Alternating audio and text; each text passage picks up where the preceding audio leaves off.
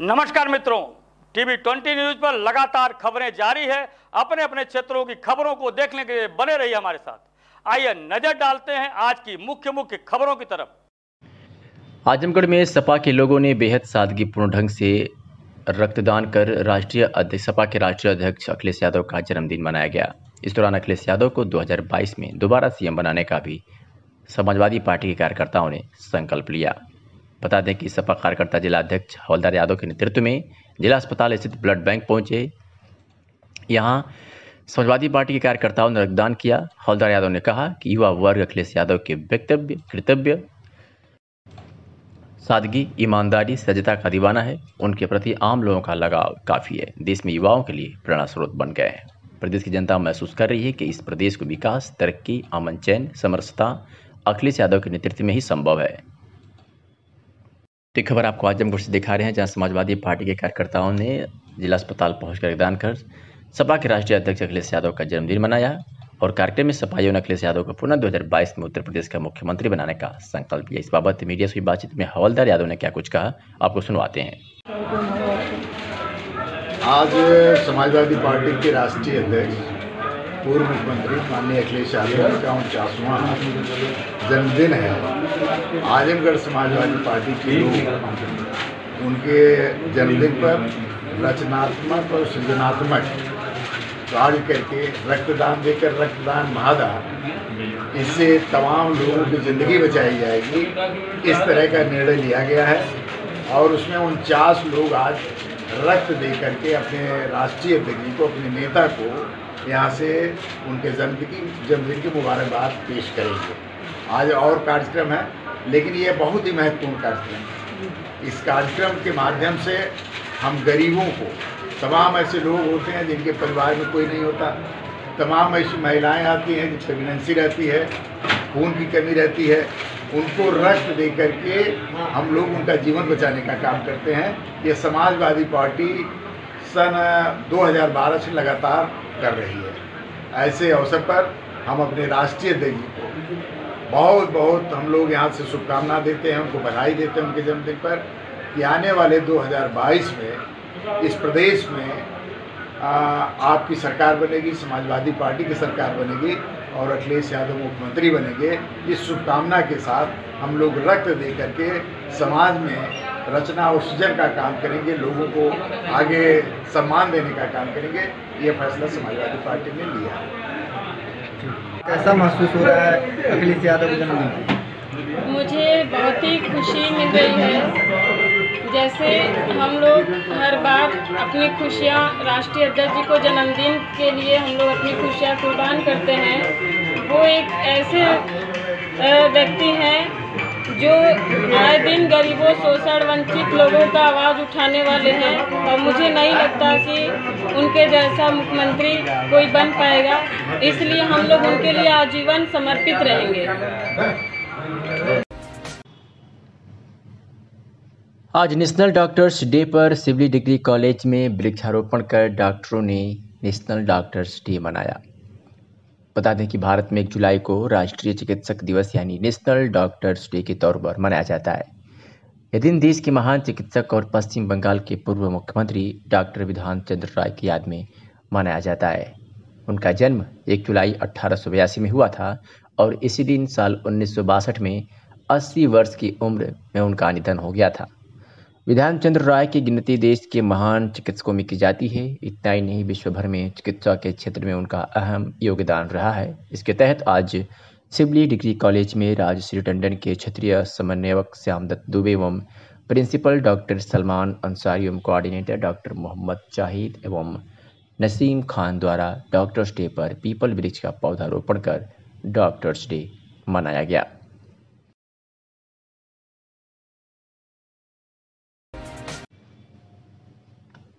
आजमगढ़ के लोकप्रिय गरीब मजदूरों के मसीहा उप श्रमायुक्त आजमगढ़ में अपनी लंबी सेवा देने के बाद उनकी सेवानिवृत्ति पर शारदा साहित्य परिषद की तरफ से होटल तरुण इन मंडिया में एक विदाई समारोह का आयोजन किया गया। कोरोना के खतरे को देखते हुए बहुत सीमित लोगों को इस समारोह में बुलाया गया था। इसमें मुख्य अतिथि उप श्रमायुक्त रोशनलाल और अति विशिष्ट अतिथि उनकी धर्मपत्नी थी। इस कार्यक्रम का संचालन शारदा साहित्य परिषद के अध्यक्ष समाज सेवी प्रभु नारायण पांडे प्रेमी ने अपने करुण मार्मिक गीतों से उपस्थित सभी लोगों की आंखों को गीला कर दिए। आइडियल जर्नलिस्ट एसोसिएशन के प्रांतीय संरक्षक संजय कुमार पांडे ने भी अपनी कविता से लोगों के दिलों को भाव विभोर कर दिए। अपने स्वागत से भाव विह्वल नम आँखों से उपश्रमायुक्त रोशनलाल जी ने कहा कि मैंने हर जगह अपनी सेवा दी, मगर जो प्यार मुझे आजमगढ़ में मिला, मुझे वह प्यार सम्मान कहीं नहीं मिला। मुझे अपने लोगों से बिछुड़कर जाना काफ़ी कष्ट दे रहा है। मैं जब तक रहूँगा आजमगढ़ के लोग मुझे हमेशा याद आते रहेंगे। अपने संबोधन में उन्होंने कहा कि मैंने अपनी सेवा काल में अपने पिताजी की 2 बातों को गीता की तरह माना। पहली, कोई गरीब मजदूर परेशान न हो, और दूसरा, गरीब मजदूरों के उत्थान के लिए जितना हो सके उतना करो। मैंने अपने सेवा काल में पिताजी की इन्हीं 2 कही हुई बातों को गीता की तरह माना और उसी को चरितार्थ किया। इस अवसर पर श्रम प्रवर्तन अधिकारी शशिकांत पांडे, देवेंद्र सिंह स्टोनो, अनिल सिंह, वरिष्ठ सहायक सुरेश चंद, संदीप विश्वकर्मा, सूरज वर्मा, आइडियल जर्नलिस्ट एसोसिएशन के जिलाध्यक्ष प्रेम प्रकाश दुबे, जिला संयोजक मनोज पांडे, मंडल मीडिया प्रभारी विवेकानंद पांडे, निजामाबाद तहसील उपाध्यक्ष राहुल पांडे, शारदा साहित्य परिषद के संगठन मंत्री त्रिभुवन नारायण सिंह आदि लोगों ने उन्हें माल्यार्पण कर स्मृति चिन्ह देते हुए उनके दीर्घायु की कामना की। अंत में शारदा साहित्य परिषद के महामंत्री संजय सिंह ने आए हुए सभी लोगों का आभार व्यक्त किया।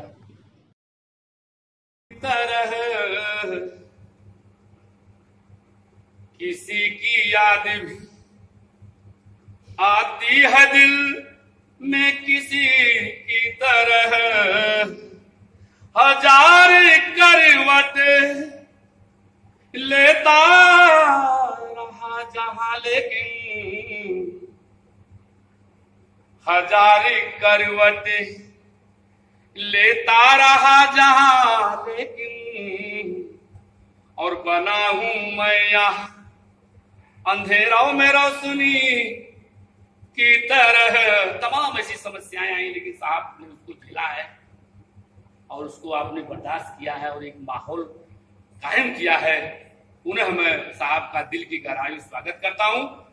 और बाबू संजय सिंह आदरणीय, वास्तव में क्या पूर्वांचल में शायद अब कुछ अधिकारी लोग इस चीज को महसूस करके, पिछली बार की बात मुझे याद है कि यही पूर्वांचल के अधिकारी अब डीएलसी हैं समीम अख्तर, वो एलसी थे, उससे फ़ोन करके पूछते कि सर चूंकि यही गाजीपुर के कहीं के रहने वाले कि सर कैसा लग रहा है वो। मैंने कहा चल सही में सर, पश्चिम का कोई अधिकारी अगर आजमगढ़ में कह रहा सही लग रहा है तो सर निश्चित रूप से बिल्कुल आप गलत नहीं कहेंगे, तो फिर आजमगढ़ खराब जगह नहीं है। ये लोग जो कहते हैं कि वास्तव में अभागे लोग हैं जो समझ नहीं पाते हैं, नहीं तो वास्तव में मैंने इतना प्यार अपनापन यहाँ पाया। 30 साल मेरे यहाँ कैसे बीत गए, बस एक अगर तकलीफ होती थी तो डिस्टेंस बहुत ज्यादा, परिवार मेरा चुकेगा कल आने जाने में बहुत 1 महीना 2 महीने तक जा नहीं पाता था। लेकिन मुझे ऑफिस के चाहे मेरे अन्य कर्मचारी हो, इस प्रवर्तन अधिकारी स्टाफ हो, उन्होंने कभी कुछ महसूस ये नहीं होने दिया कि मैं अपने घर से बिल्कुल अपना परिवार की मुझे लगा नहीं कि मैं नौकरी कर रहा हूँ। समय रूप में आप जानते हैं काम दायित्व बड़ा है, और बड़ा दायित्व इतना है कि शासन में जब बात होती है तो 10 कितने साल पहले यहाँ पर डीएम थे, नाम बताया था, लेबर कमिश्नर जो थे हमारे, क्या नाम था, रणवीर प्रताप सिंह, वो यहाँ डीएम भी रहे, आप लोग जानते होंगे। फिर वो हमारे लेबर कमिश्नर एक बार मीटिंग में कहते हैं कि यार मैं कभी नहीं जानता था कि डीएलसी के पास कितना काम होता है।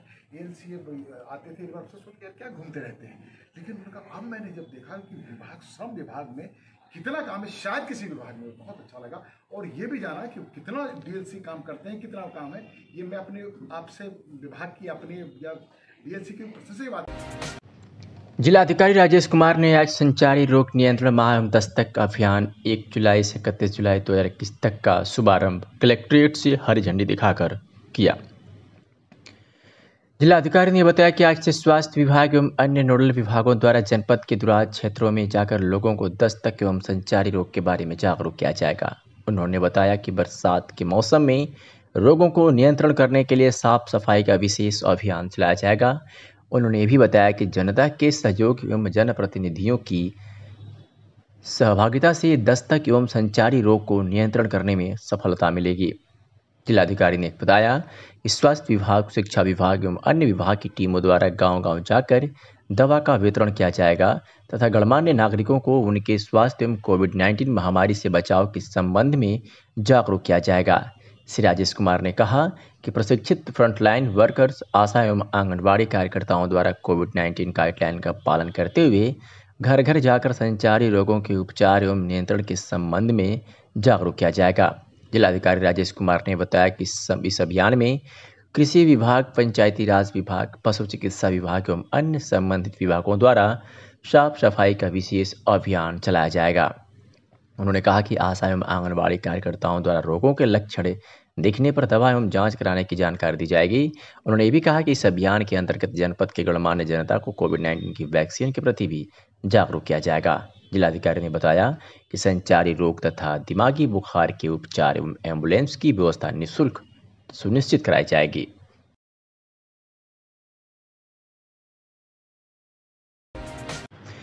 आजमगढ़ के विधानसभा दीदारगंज के अंतर्गत मार्टिनगंज बाजार में समाजवादी पार्टी के राष्ट्रीय अध्यक्ष एवं पूर्व मुख्यमंत्री अखिलेश यादव का जन्मदिन हर्षोल्लास से मनाया गया। इस कार्यक्रम के मुख्य अतिथि पूर्व मंत्री रामाश्रय विश्वकर्मा रहे।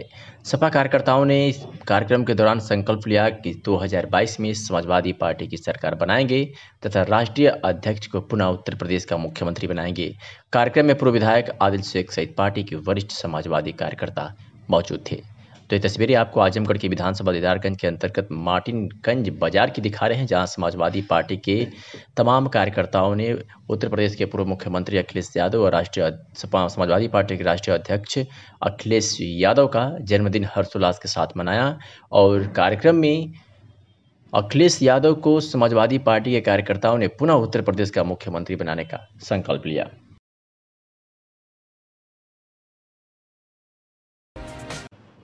रोटरी सद्भावना दिवस सेशन 2021-22 के प्रथम दिन रोटरी क्लब आजमगढ़ द्वारा महिला अस्पताल कोविड-19 सामग्री का वितरण किया गया। कोविड टीकाकरण केंद्र पर जनमानस में वितरण हुआ। इस अवसर पर यूनिसेफ के doctor Saurabh Sinha, TMC doctor Parvez, doctor Gurfan Ahmad, Rotary Club Azamgarh के प्रेसिडेंट सतीश अग्रवाल, सचिव सुंदरम अग्रवाल, मुकुंद अग्रवाल, आशुतोष रोंगटा, रवि प्रकाश श्रीवास्तव, प्रशांत अग्रवाल उपस्थित रहे।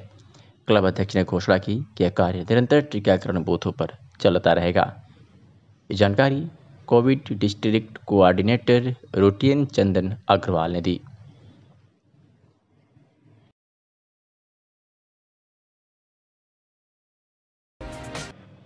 आजमगढ़ जनपद में पुलिस अधीक्षक के निर्देश पर आज बरधा पुलिस ने मुठभेड़ के दौरान 25,000 के इनामिया सातिर अपराधी को गिरफ्तार कर लिया है। बता दें कि आज थाना प्रभारी बरधा को मुखबिर से सूचना मिली थी कि एक बड़ा अपराधी किसी घटना को अंजाम देने के लिए मेहनगर थाना क्षेत्र में है। इस सूचना पर थाना प्रभारी बरधा व थाना प्रभारी मेहनगर द्वारा खरियानी मार्ग पर एक मोटरसाइकिल सवार को रोकने का प्रयास किया गया, जिसमें भागने लगा। पीछा करते हुए करनीवा स्थित महादेव मंदिर के सामने तालाब के पास बदमाश ने अपने आप को दोनों तरफ से घिरा देखकर पुलिस टीम पर फायर कर दिया। पुलिस टीम द्वारा जवाबी कार्रवाई की गई, जिसमें अपराधी के बाएं पैर में गोली लगी और पुलिस टीम उसे गिरफ्तार करने में सफलता हासिल की। इस बाबत पुलिस अधीक्षक ने बताया कि बगुआ पार बरधा डबल मर्डर की घटना को अंजाम देने में यह बदमाश सम्मिलित था, जिसे आज बरधा पुलिस ने मुठभेड़ के दौरान गिरफ्तार कर लिया है। क्या कुछ कहा एसपी आजमगढ़ ने, आपको सुनवाते हैं। आज ये सूचना प्राप्त हुई थी कि थाना मेहनगर क्षेत्र में एक अपराधी किसी बड़ी घटना को अंजाम देने की फिराक में है। इस पर थाना मेहनगर पुलिस टीम और थाना बरधा पुलिस टीम द्वारा खरियानी मोड़ पर चेकिंग की जा रही थी, तो एक मोटरसाइकिल पर एक बदमाश आता हुआ दिखाई दिया। उसे रोकने का प्रयास किया तो उसके द्वारा पुलिस पर फायरिंग की गई। जवाबी फायरिंग में बदमाश के गोली लगी और उसे घेर कर पकड़ लिया गया। इसके पास से मोटरसाइकिल जो कि चोरी की प्रतीत होती है, तमंचा और कारतूस बरामद हुआ है। इस बदमाश की पहचान राजन के रूप में हुई है, जो कि 25,000 रुपये का इनामी बदमाश है। और यह अभी 2 दिन पूर्व जो थाना बरधा क्षेत्र में बउआपान में जो डबल मर्डर हुआ था, उसमें ये इस अभियुक्त द्वारा ये हत्या कारित की गई थी और उसी में वांटेड होने पर मेरे द्वारा इस पर इनाम घोषित किया गया था। आजमगढ़ जनपद में पुलिस अधीक्षक के निर्देश पर अपराध व अपराधियों पर नियंत्रण हेतु चलाए जा रहे अभियान के तहत आज पवई पुलिस ने पुलिस मुठभेड़ में 25,000 की इनामिया को गिरफ्तार कर लिया है। बता दें कि थाना प्रभारी पवई ब्रजेश सिंह मय हमरा के साथ अपराध व अपराधियों के विरुद्ध चलाए जा रहे अभियान के क्रम में ग्राम पहाड़पुर पुलिया पर चौकी प्रभारी मित्तुपुर सुनील कुमार सरोज के साथ चेकिंग कर रहे थे। चेकिंग के दौरान 2 व्यक्ति स्प्लेंडर मोटरसाइकिल से तेजी से आते हुए दिखाई दिए। थाना प्रभारी पवई द्वारा रोकने का इशारा करने पर मोटरसाइकिल सवार खंडौरा की तरफ भागने लगा। थाना प्रभारी द्वारा जनपद नियंत्रण कक्ष को अवगत कराते हुए भाग रहे संदिग्धों का पीछा किया गया। जनपद नियंत्रण कक्ष से प्रसारित सूचना पर उसी क्षेत्र से में वांछितों की तलाश कर रहे थाना प्रभारी बिलैयागंज भी खंडौरा की तरफ आ गए। अभियुक्त अपने आप को दोनों तरफ से घिरा देखकर पुलिस पार्टी पर अवैध असलहे से फायर करने लगा। आत्मरक्षा में पुलिस द्वारा कार्रवाई किए जाने पर अभियुक्त के पैर में गोली लगी, जिससे वह घायल हो गया। अभियुक्त की पहचान नदीम पुत्र अकरम निवासी देवापार थाना जैनपुर के रूप में हुई है, जिसको पहाड़पुर पुलिया के बाय सर्विस लेन खंडौरा से गिरफ्तार किया गया है। इस बाबत क्या कुछ कहा पुलिस अधीक्षक आजमगढ़ ने, सुनवाते हैं आपको। देर रात्रि में थानाध्यक्ष पवई और चौकीचार मित्तुपुर जब पहाड़पुर पुलिया पर चेकिंग कर रहे थे, तभी एक मोटरसाइकिल पर 2 व्यक्ति आते हुए दिखाई दिए गए। उन्हें रोकने का प्रयास किया गया तो खंडौरा की तरफ भागे। पुलिस टीम द्वारा उनका पीछा किया गया और आरटी सेट से अवगत कराया गया। थानाध्यक्ष बिलैयागंज भी उधर पहुंचे। जब अभियुक्त द्वारा अपने आप को घिरा हुआ पाकर फायरिंग, पुलिस टीम पर फायरिंग की गई। जवाबी फायरिंग में एक बदमाश के पैर में गोली लगी और इसे गिरफ्तार किया गया। दूसरा बदमाश मौके का फ़ायदा उठाकर अंधेरे में भाग गया। बदमाश का नाम, जिसके गोली लगी है, उसका नाम नदीम है और ये एक शातिर गौकश है और इसके ऊपर करीब 9-10 मुकदमे पूर्व से हैं और 2 केसों में वांछित चल रहा था। 25,000 रुपये का इनाम इस पर घोषित था। इसके पास से मोटरसाइकिल और तमंचा और अवैध कारतूस बरामद हुए हैं। ये दूसरे अभियुक्त की तलाश में सघन चेकिंग की जा रही है। आजमगढ़ जिले के सदर लोकसभा सीट से सांसद व उत्तर प्रदेश के पूर्व मुख्यमंत्री अखिलेश यादव के जन्मदिन के अवसर पर उनके संसदीय क्षेत्र में अखिल भारतीय विश्वकर्मा शिल्पकार महासभा द्वारा बड़े धूमधाम से मनाया गया। समाजवादी पार्टी के राष्ट्रीय अध्यक्ष जन्मदिन सभासद मीरा विश्वकर्मा के आवास पर विश्वकर्मा समाज के लोग इकट्ठा होकर केक काटकर बड़े हर्षोल्लास के साथ मनाया।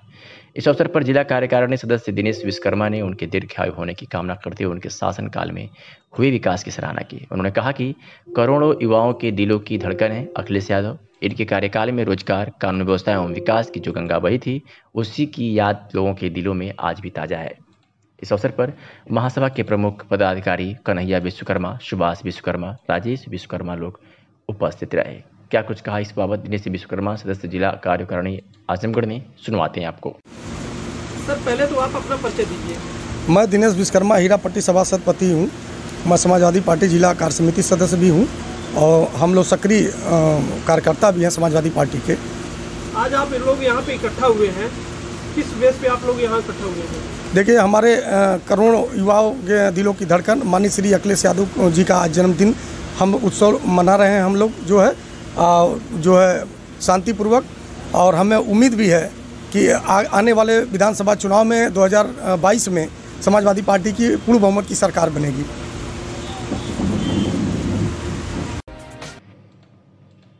अतरौलिया सामुदायिक स्वास्थ्य केंद्र पर कोविड वैक्सीन के लिए भीड़ उमड़ पड़ी। युवाओं ने काफ़ी संख्या में वैक्सीन लगवाया। शासन के निर्देश पर आगे और ज़्यादा मात्रा में वैक्सीनेशन किया जाएगा, जिससे शहरी तथा ग्रामीण इलाके शामिल होंगे। बता दें कि 1 जुलाई से सरकार द्वारा सभी स्वास्थ्य केंद्रों पर वैक्सीन को लेकर महाअभियान चलाया जा रहा है। इसके क्रम में अतरौलिया स्वास्थ्य केंद्र पर बृहस्पतिवार को स्वास्थ्य अधीक्षक डॉक्टर शिवा सिंह के नेतृत्व में स्वास्थ्य केंद्र पर आए हुए सभी लोगों को वैक्सीन लगाने के लिए ऑनलाइन तथा ऑफलाइन रजिस्ट्रेशन शुरू कर दिया गया है।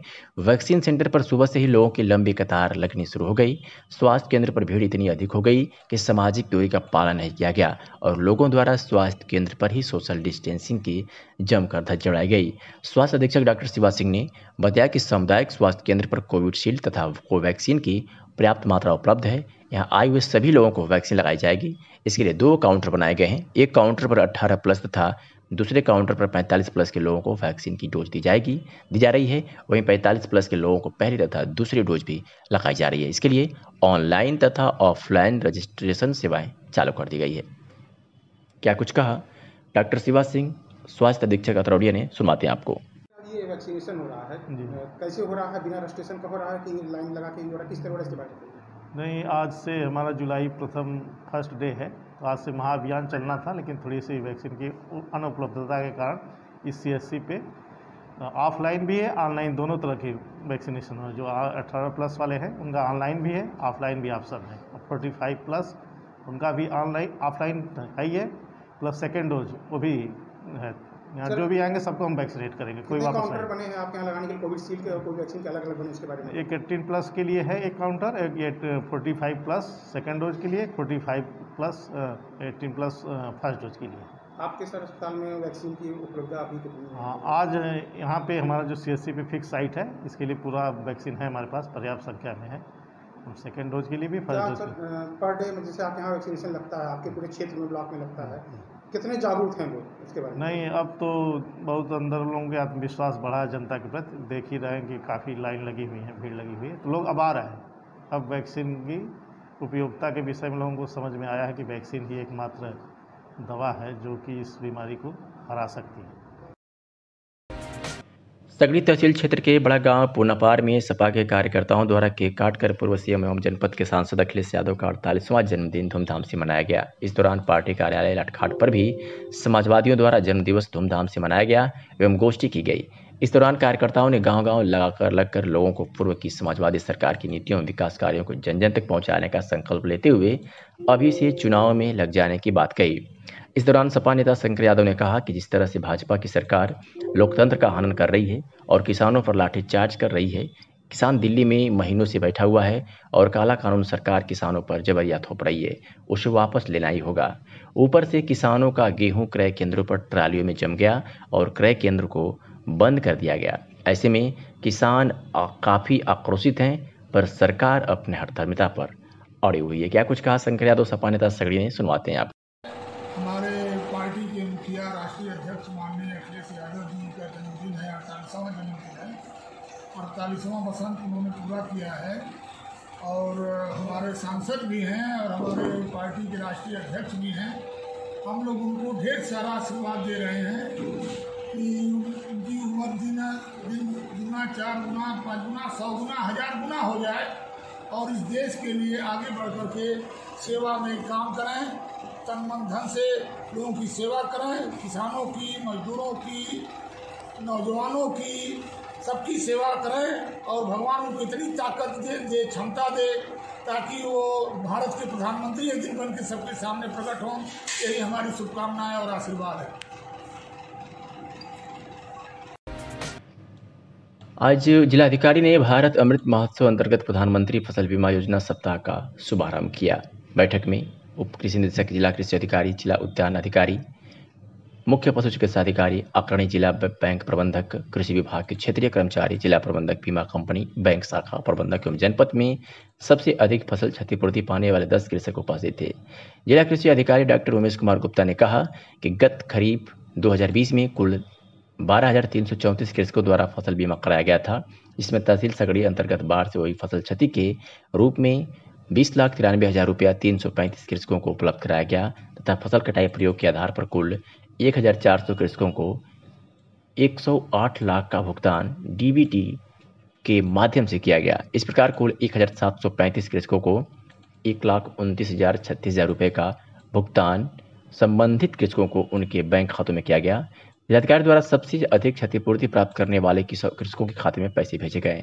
साथ ही सबसे अधिक कृषकों का फसल बीमा करने वाले इलाहाबाद बैंक शाखा में नाजपुर, उमरी भारतीय स्टेट बैंक शाखा Varniya, Akshayvat, Union Bank of India शाखा ठेकमा, देवगांव, अरौला सहज जन सेवा केंद्रों के कार्मिकों को प्रशस्ति पत्र देकर सम्मानित किया गया। आजमगढ़ जनपद में पुलिस अधीक्षक के निर्देश पर अपराधियों पर नियंत्रण हेतु चलाए जा रहे अभियान के तहत आज सरायमेरी पुलिस ने एक अभियुक्त को गिरफ्तार किया। उसके पास से 36 पुड़िया में 360 मिलीग्राम हीरोइन बरामद किया है। साथ ही एसपी के निर्देश पर थाना जैनपुर पुलिस ने छपरा सुल्तानपुर में जाम लगाकर पुलिस पर पथराव करने वाले अभियुक्त को आज पुलिस ने गिरफ्तार कर लिया है। साथ ही आपको बता दें कि पुलिस अधीक्षक सुधीर कुमार सिंह के निर्देश पर जनपद आजमगढ़ के समझ थाना द्वारा शांति व्यवस्था हेतु कुल 33 व्यक्तियों के विरुद्ध 151 CRPC की भी कार्रवाई भी की गई है।